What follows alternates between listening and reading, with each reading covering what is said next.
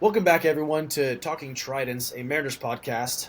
Today, we're going to focus on spring training as well as some exciting news about potential position battles that will be experienced this next month and a half before the season begins. Let's get right into it. Spring training, everyone's there. From what I've seen, everyone is present: pitchers, catchers, as well as all of our hitters. Is there anything that's been standing out to you so far, Devin?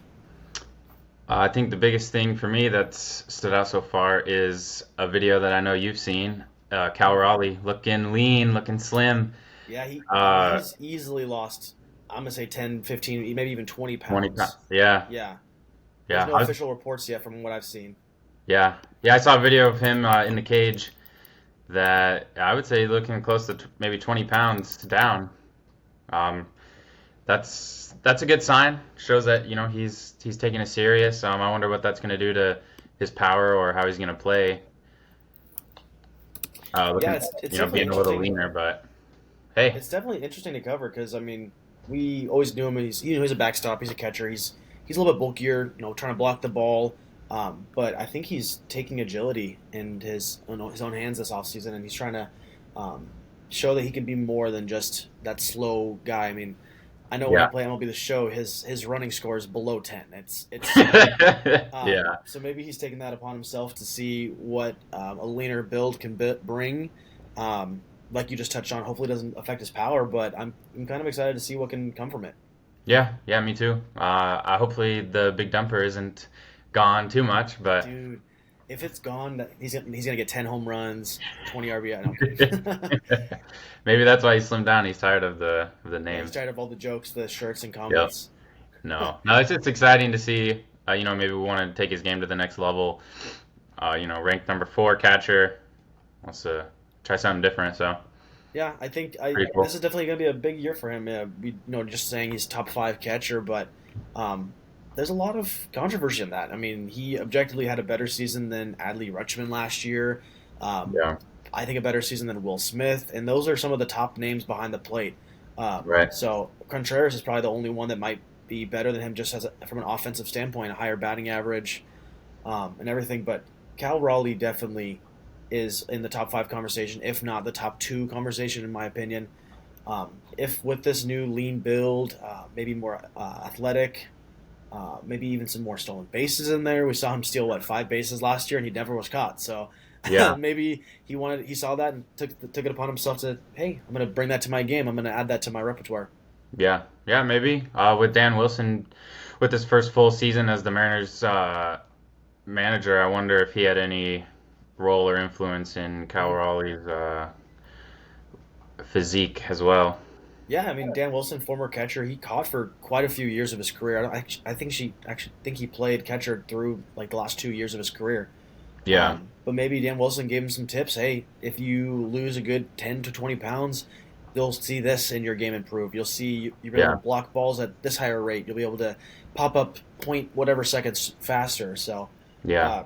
looking at Damn, his weight that's listed on MLB, Cal Raleigh's listed at 235. I mean, damn. he's a big guy. I mean, Yeah, seeing him slim down a little bit, I'm interested to see what's going on. Another thing I saw in the spring training videos that have been posted all through Twitter, through multiple sources. Uh, Koar, the guy we got back from Kelnick last year in that controversial trade where we were dumping him off as well as some salary points to just give him a different scenery. He wasn't working out with the Mariners. yeah, Koar's back from Tommy John, and he's looking strong in bullpen so far. I know that he was once a top prospect for the Braves organization. He had a lot of hype around his fastball. He was throwing 99 to 102, I believe, at one point in the minors. yeah, But he hasn't seen playing time in almost a year and a half now. So that's another yeah, name to watch. It's going to be exciting to see some of these names that have been picked up in the past years that have had injuries be on the spring training roster. So that's something yeah. I Yeah. saw as well. Jackson Carr is a exciting name to get back in the bullpen. Like you said, he had a lot of hype around him coming up a couple of years ago. So yeah, excited to see what he could bring to the bullpen this year. Another piece that we could use. We definitely talked about that last year or last episode. We talked about how the bullpen has a lot of question marks, especially with Matt Brash not coming back right away, with Right. Santos potentially needing some more time, as well as a lot of these newer names we've gotten. So Kohler, I mean, if he does one spring training, he very well could break camp or even come up as one of those swing guys for the foreseeable future to see if he's gonna be an impact or not. He's Yeah, he's not fared well so far. I mean, his career ERA over 39 appearances and is 9 plus. So there's that. yeah. But if you look at the same amount, he's again 39 games, 74 innings. He has 75 strikeouts. So clearly Hmm. there's some K stuff there. There's some swing and miss stuff. So hopefully he can bring it all together and make an interesting spring. I mean, this Yeah, is the time for all these guys, all these names that we don't really think about to break camp, and there are spots on the roster. So yeah, yeah. Um, Speaking of camp and position battles and spots on the roster, talk about an article that came out mentioning right field and second base as positions up for grabs. you said right field. That's I haven't heard that one Yeah. yet. What article is this? Looks like Sodo Mojo just put out an article on the 16th Oh, I got it stating right here. right field, Victor Robles is a position that is up for grabs more than what we may think, which is very interesting because after Victor Robles' crazy year last year, Hmm. I guess they're saying he might not be a lock at right field, I mean which is that shocks me. He played 77 games for us, and he was the 15th best hitter by WRC plus and OPS in the league last year, yeah, among some names of Vlad Guerrero, um, Gunnar Henderson. I mean, he was up there with a lot of those names that second half of the year. How is that not a lock? I mean, how is he right, not your opening day right fielder? I mean, how is anyone going to compete with that? I mean, Dominic Canzone right. on his top-notch game can't even compete with that. Sorry, but he No, just can't. How is that no. a question? I'm reading the article now. Did it mention any other names that could be considered? Well, what I'll say about this is there's been some conversation around that this offseason. Is Victor Robles going to continue what he did last year this year? Because, in the past, he was a top prospect. He struggled a lot. Most people wrote him off. And then he came to Seattle and, he did what he did last year. So Yeah, I think the reason they're saying this is because, um, yeah, most people don't think he's going to continue it again. It may have just been a fluke or something like that. So I can see where they're coming from, but I think right now and to start the season, I think he's a lock at right field. I mean, I don't. I mean I agree, but I'm reading through this article right now. And it gets interesting. Let's break this down. All right, let's take a So look. the biggest question is whether his level of production is sustainable, and I understand that Victor Robles does not have a great track record, but he has all the Right. tools. It Yeah. then mentions Mitch Haniger as the legitimate replacement. That makes me. I mean, I want to go laugh and like smack my head into a wall after reading that. Yeah, Um, that makes me his mad. bat is an asset, but his defensive skills diminish, and that's the thing. Is I mean, we have insane pitching. We need good defense to support that. I know we Yeah. need to score runs still, but I don't see Robles as a worse bat than Haniger. Then goes on No. just talking about Dominic Canzone, as we just mentioned, struggles with consistency, and Luke Raley's going to be pretty much our first baseman this year, along with Hmm. Solano being in there every once in a while. It says Yeah. that leaves a small but intriguing window for a surprise candidate. Did you see the name that was there? Lazaro Montes. Lazaro Montes. We talked about this last week. That's crazy. This article came out yesterday. Hey, well, like we talked about before, we love Lazaro Montes. I am super excited to see what he could do, but do you really think he's ready? Hey, he's at spring this year. I mean, maybe something crazy is gonna happen, but I don't. Do you think he's ready? That's going to be for him to determine. Based on his play time, if he is ready, he will show it, and if he's not, that'll also show. He Yeah. took a big jump last year from I think it was low A to high A. He Hmm. struggled to start in high A, but then really finished strong. I mean, last year he overall cumulatively had 21 home runs, 105 RBIs with an 881 OPS. Those Yeah. numbers jump off the page or jump off the screen in this regard, but um, Yeah.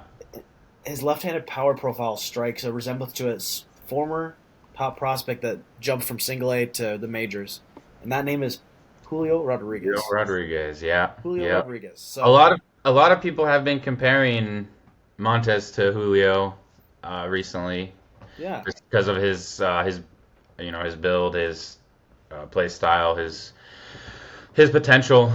So I the mean, the only difference though is, I mean, Julio was a legit 5-star player or 5 tool player. Maybe we'll say 4. His arm's not the best, but Montez doesn't have defense. He doesn't have speed. I don't yeah, see how. I mean, you could compare them in the sense that both big, young, athletic individuals who with a power bat. Um, but that's an interesting comparison, especially because we saw that happen just 3 years ago. We right, saw that jump happen for Julio after a very impressive spring, and he was given the shot, and he had arguably his best season his first year. yeah, oh yeah, Um, so I see. After you said talked about the article to start with, I was very skeptical, but I see why they threw this out there and why they are taking a long shot. But there is a chance, and never say no in the sport of baseball. There's always an opportunity. yeah, yeah. I'm all for these for guys like Montez to make an impact and come up. I mean, see, why not? But I think at this point, I'm I think Robles is gonna be in right field.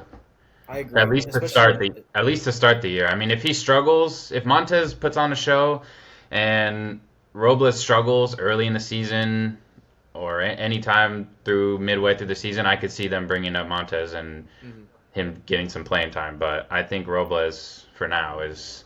I mean, they gave him the extension last year. exactly, yeah. I don't think Was it they're like gonna. 2 3 years? Yeah, I don't think they're just gonna move on from him that quick after uh, no diminish in his on-field play. So Yeah, I mean, he has everything to lose. I mean, just like yeah, all these young players have everything to gain, everything to lose yeah, is here for Victor Robles. He signed that looks like a 2-year guaranteed, almost $10 million contract with a third-year club option in 2027. And like you said, I'd be shocked to see him gone, but it'd be yeah, very, very interesting if we were to see Montez and Cole Young at the end of the season being our starting two position players in those positions this article mentioned. So yeah, yeah. Wouldn't a that lot be of great? exciting things. I Yeah. would. Yeah, I'm hyped. I'm all for it, and I see where they're coming from in the article, but I don't know. I think we We get. have a lot of these guys who are on the fringe of making MLB appearances. They're Yeah, projected, in 2025, 2026 to make their debuts. We're right there. I mean, yeah, that'd be insane to see him as early as start of 2025 on the opening day roster. That's not realistic. yeah. I don't expect the Mariners to rush them like that. We've seen what happened in the past with other prospects. So Hmm. why do that? Right. I'd rather see him at DH. I'd rather see Montez at Yeah. DH, honestly. For now, I mean Robles. Like I said, unless Robles starts sucking, then hmm you know maybe move Montez over there to right field. But I think for now, if Robles keeps it up, I'd rather see him at DH. So. Yeah, Robles is just he's a great defender. We saw him make multiple catches at the wall, Yep. diving catches. He has a decent Yep. arm. He's fast. Yeah. I think that's too presumptuous to say he's going to lose the job because he doesn't stay consistent. He still has a lot of value. Even Yeah. if he is the fourth outfielder who gives Julio rest day, a Rosarena rest day, and then whoever's in right field rest days off Yeah. more often than not. Right. That's, I think, a more realistic chance if Robles' bat Yeah. does not follow through to this year. But Yeah. I think he's going to follow through. He's going to play at a very high level. Maybe not the level we saw at the end of last year, but I mean, even if he Yeah. bats 250 with 30 stolen bases and I don't know, at 740, 750 OPS, that's a win of the season for me. For $5 million, that's a win. Yeah. Yeah. I think another interesting thing about this article is talking about second base. They're saying Donovan Solano is a lock at platoon for first base. They I can see think that. he's going to get more playing time at first base than second base. I I don't know. mean, if you look at the What do you think splits, about that? Luke Raley's not great against lefties, and Donovan Solano is a righty bat that has a lot of success against lefties. So I know in the past, especially with service as a manager, that was kind of the expectation that platoons are going to be utilized when the splits aren't favorable to the hitter.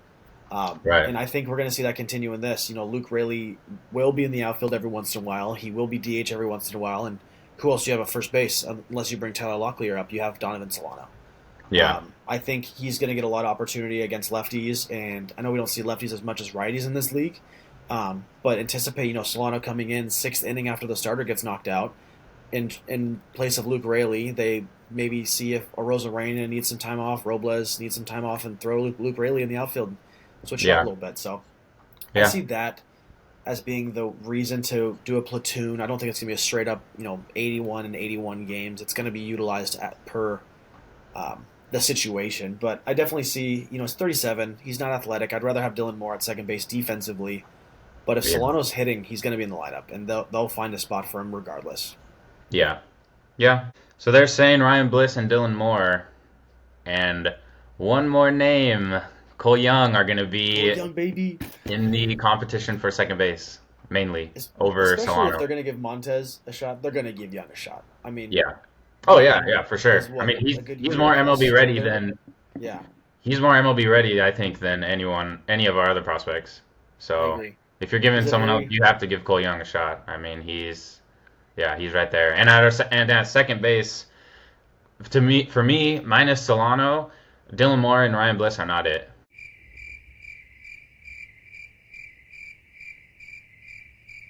So I think Cole Young, he's got to get a chance. If he impresses this spring, I'm all for him.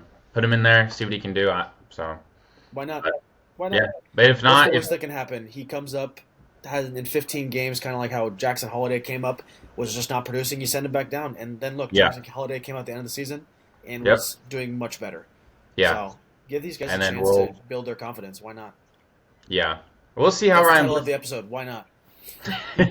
Yeah, we'll see how Ryan Bliss does this spring, but I don't know. I don't really see him as an everyday second baseman.